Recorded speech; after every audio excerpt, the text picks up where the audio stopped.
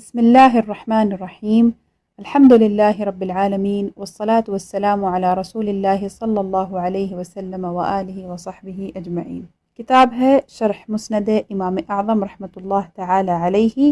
عنوان ہے باب لا فصل فی الوتر، وتر میں کوئی فاصلہ نہیں. حدیث نمبر 157. ابو حنیفة عن ابی سفیان عن ابی نضرة عن ابی سعید قال قال رسول اللہ صلی اللہ علیہ وسلم لا فصل فی الوتر. حضرت ابو سعید رضی اللہ عنہ سے مروی ہے، فرماتے ہیں کہ رسول اللہ صلی اللہ علیہ وسلم نے فرمایا وتر میں کوئی فاصلہ نہیں. حدیث کی شرح: اس حدیث سے ثابت ہوا کہ افضل یہ ہے کہ وتر کی تینوں رکعتوں میں سلام کے ساتھ فاصلہ نہ کیا جائے، اور وتروں میں سلام کے ساتھ فاصلہ کرنے میں فقہا کے درمیان اختلاف ہے.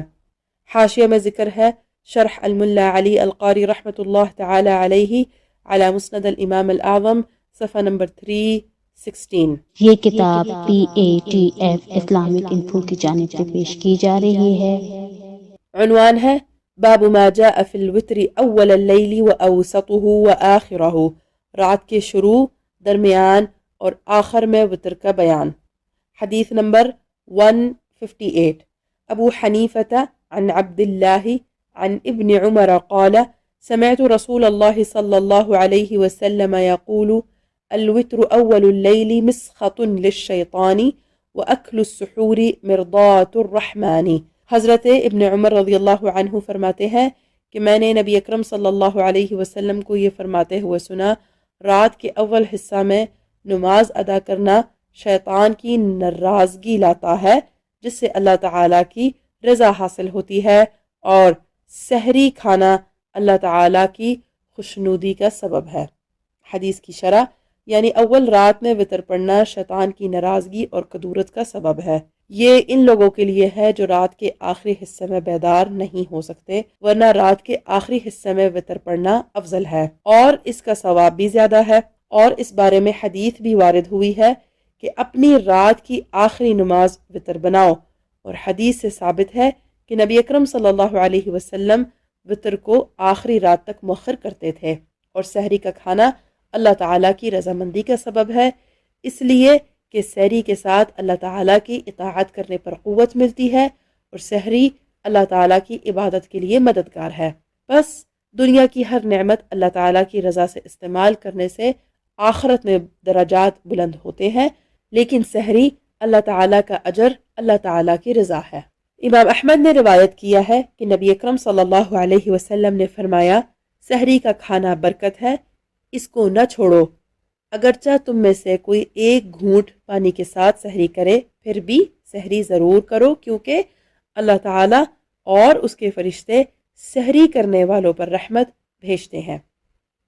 حاشیہ میں ذکر ہے شرح الملا علی القاری رحمۃ اللہ تعالی علیہ علی مسند الامام الاعظم، صفحہ نمبر 229. آپ دیکھ رہے ہیں PATF Islamic info YouTube channel. مزید اسلامک ویڈیوز کے لیے ہمارا چینل سبسکرائب کریں. حدیث ہے 159. ابو حنیفة عن حماد عن ابراہیم عن ابی عبد اللہ الجدلی عن ابی مسعود الانصاری قال اوتر رسول اللہ صلی اللہ علیہ وسلم اول اللیل وأوسطه وآخره لكي يكون واسعا على المسلمين، أي ذلك أخذوا به كان صوابا، غير أنه من طمع لقيام الليل فليجعل وتره في آخر الليل فإن ذلك أفضل. وفي رواية عن أبي عبد الله الجدلي عن عقبة بن عامر وأبي موسى الأشعري أنهما قالا كان رسول الله صلى الله عليه وسلم يوتر أحيانا اول اللیل واوسطه واخرہ لیکون سعة للمسلمین. حضرت ابو سعید انصاری رضی اللہ عنہ کا بیان ہے کہ نبی کریم صلی اللہ علیہ وسلم نے نماز وتر رات کے اول، درمیان اور آخر میں ادا فرمائی ہے تاکہ مسلمانوں پر اس کی وسعت ہو جائے، اور یہی عمل بہتر ہے. ہاں، ایسا شخص جو تمام رات عبادت میں گزارنا چاہتا ہو تو وہ نماز وتر رات کے آخری حصے میں ادا کرے کیونکہ یہ سب سے زیادہ فضیلت والا عمل ہے۔ ایک روایت میں ہے کہ حضرت عقبہ بن عامر اور حضرت ابو موسیٰ اشعری رضی اللہ عنہما فرماتے ہیں کہ رسول اللہ صلی اللہ علیہ وسلم کبھی رات کی شروع، کبھی رات کے درمیان والے حصے میں اور کبھی رات کے آخری حصے میں نماز وتر ادا فرماتے تاکہ مسلمانوں کے لیے آسانی ہو جائے۔ حدیث کی شرح یعنی نبی اکرم صلی اللہ علیہ وسلم نے کبھی رات کے اول میں اور کبھی رات کے آخری حصے میں وتر پڑھی ہے تاکہ عبادت کرنے والوں پر حرج اور تنگی نہ ہو، لہٰذا رات کے جس حصے میں بھی وتر پڑھے جائیں وہ وقت سنت ہی ہوگا، لیکن رات کے آخری حصے میں وتر پڑھنا افضل ہے جیسا کہ پہلے بھی بیان ہو چکا۔ حاشیہ میں ذکر ہے شرح الملا علی القاری رحمۃ اللہ تعالی علیہ علی مسند الامام الاعظم صفحہ نمبر 92۔ یہ کتاب PATF اسلامک انفو کی جانب سے پیش کی جا رہی ہے۔ فقہی مسائل۔ وتر واجب ہے، اگر سہون یا قصدن نہ پڑھا تو قضا واجب ہے، اور صاحب ترتیب کے لیے اگر یہ یاد ہے کہ نماز وتر نہیں پڑھی ہے اور وقت میں گنجائش بھی ہے تو فجر کی نماز فاسد ہے، خواہ شروع سے پہلے یاد ہو یا درمیان میں یاد آ جائے۔ حاشیہ میں ذکر ہے الدر المختار ورد المحتار کتاب الصلاة باب الوتر والنوافل جلد نمبر 2 صفحہ نمبر 529 تا صفحہ نمبر 532 وغیرہ۔ مسئلہ وتر کی نماز بیٹھ کر یا سواری پر بغیر عذر نہیں ہو سکتی۔ حاشیہ میں ذکر ہے الدر المختار کتاب الصلاة باب الوتر والنوافل جلد نمبر 2 صفحہ نمبر 532 وغیرہ۔ مسئلہ نماز وتر 3 رکعت ہے اور اس میں قاعدہ اولا واجب ہے، اور قاعدہ اولا میں صرف التحیات پڑھ کر کھڑا ہو جائے، نہ درود پڑھے نہ سلام پھیرے جیسے مغرب میں کرتے ہیں، اس طرح کرے، اور اگر قاعدہ اولا بھول کر کھڑا ہو گیا تو لوٹنے کی اجازت نہیں بلکہ سجدہ سہو کرے۔ مسئلہ وتر کی 3 رکعتوں میں مطلقاً قراءت فرض ہے اور ہر ایک میں بعد سورہ فاتحہ سورت ملانا واجب ہے، اور بہتر یہ ہے کہ پہلی میں سبح اسم ربک الاعلی یا انا انزلناہ فی لیلۃ القدر، اور دوسری میں قل یا ایھا الکافرون، تیسری میں قل ھو اللہ احد پڑھے، اور کبھی کبھی اور صورتیں بھی پڑھ لے۔ تیسری رکعت میں قراءت سے فارغ ہو کر رکوع سے پہلے کانوں تک ہاتھ اٹھا کر اللہ اکبر کہے جیسے تکبیر تحریمہ میں کرتے ہیں، پھر ہاتھ باندھ لے اور دعائے قنوت پڑھے۔ دعائے قنوت کا پڑھنا واجب ہے اور اس میں کسی خاص دعا کا پڑھنا ضروری نہیں، بہتر وہ دعائیں ہیں جو نبی صلی اللہ علیہ وسلم سے ثابت ہے، اور ان کے علاوہ کوئی اور دعا پڑھے جب بھی حرج نہیں۔ سب میں زیادہ مشہور دعا یہ ہے اللہم انا نستعینک ونستغفرک ونؤمن بک ونتوکل علیک ونثنی علیک الخیر کلہ ونشکرک ولا نکفرک ونخلع ونترك من يفجرك اللهم إياك نعبد ولك نصلي ونسجد وإليك نسعى ونحفد ونرجو رحمتك ونخشى عذابك إن عذابك بالكفار ملحق۔ اور بہتر یہ ہے کہ اس دعا کے ساتھ وہ دعا بھی پڑھے جو حضور اقدس صلی اللہ تعالی علیہ وسلم نے امام حسن رضی اللہ تعالی عنہ کو تعلیم فرمائی، اور وہ ہے اللہم اہدنی فی من ہدیت وعافنی فی من عافیت وتولنی فی من تولیت وبارک لی فیما اعطیت وقنی شر ما قضیت فإنک تقضی ولا يقضى علیک انہ لا یذل من والیت ولا يعز من عادیت تبارکت وتعالیت سبحانک رب البیت وصلی اللہ علی نبیہ وآلہ وصحبہ وسلم۔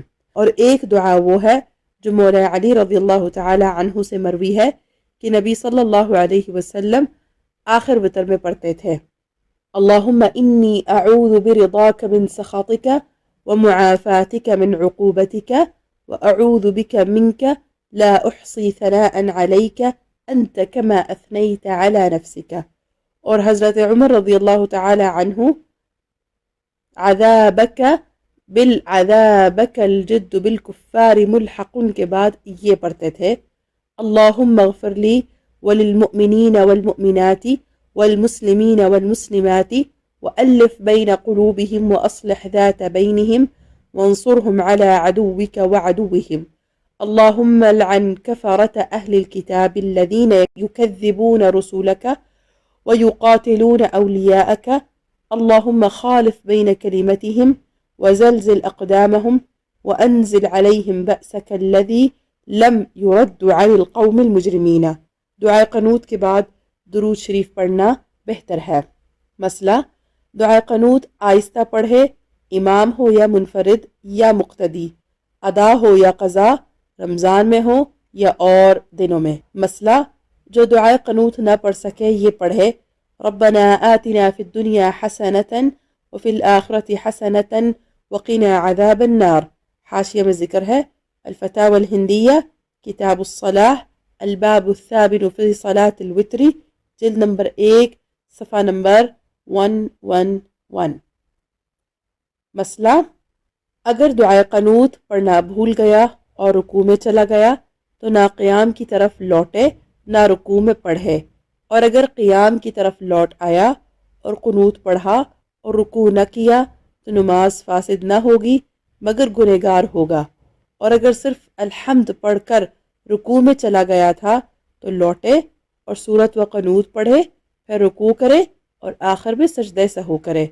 یوں ہی اگر الحمد بھول گیا اور سورت پڑھ لی تھی تو لوٹے اور فاتحہ و سورت و قنوت پڑھ کر پھر رکوع کرے. حاشیہ میں ذکر ہے الفتاوی الہندیہ کتاب الصلاح الباب الثامن فی صلاة الوتر جلد نمبر 1 صفحہ نمبر 111. مسئلہ امام کو رکوع میں یاد آیا کہ دعائے قنوت نہیں پڑھی تو قیام کی طرف عود نہ کرے، پھر بھی اگر کھڑا ہو گیا اور دعا پڑھی تو رکوع کا اعادہ نہ چاہے، اور اگر اعادہ کر لیا اور مقتدیوں نے پہلے رکوع میں امام کا ساتھ نہ دیا اور دوسرا امام کا ساتھ کیا، یا پہلا رکوع امام کے ساتھ کیا دوسرا نہ کیا، دونوں حال میں ان کی نماز بھی فاسد نہ ہوگی.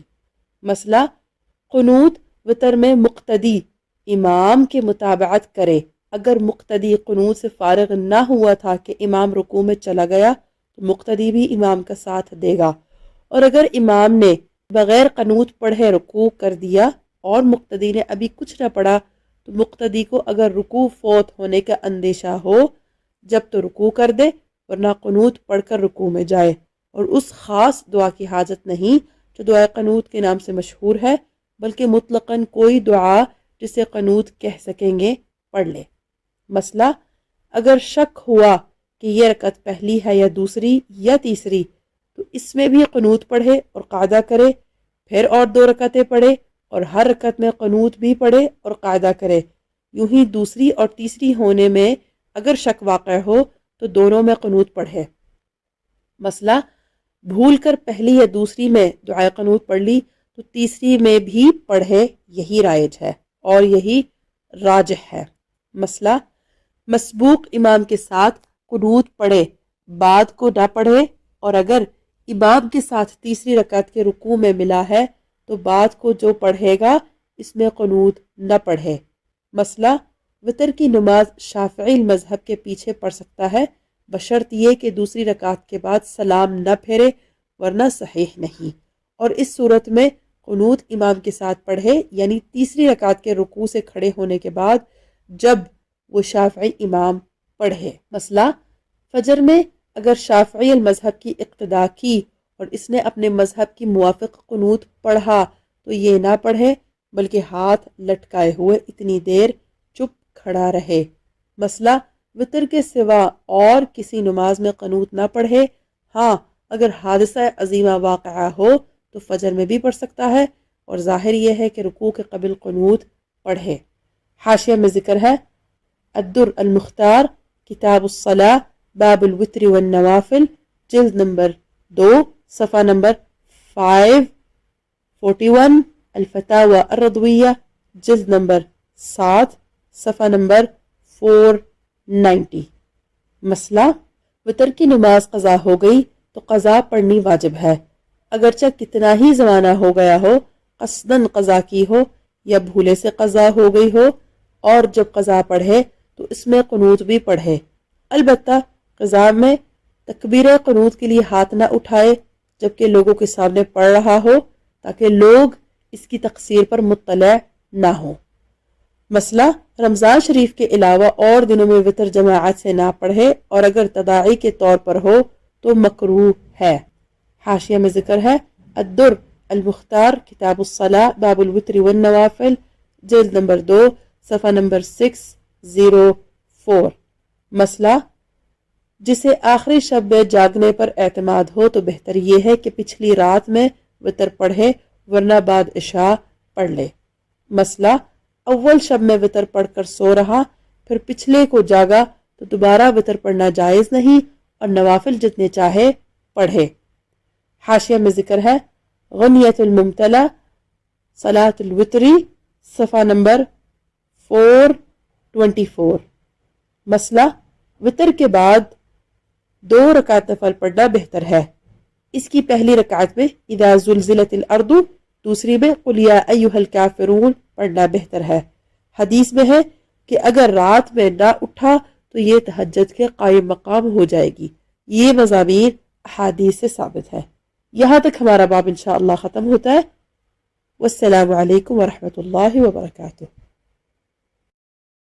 آپ دیکھ رہے ہیں PATF Islamic info YouTube channel.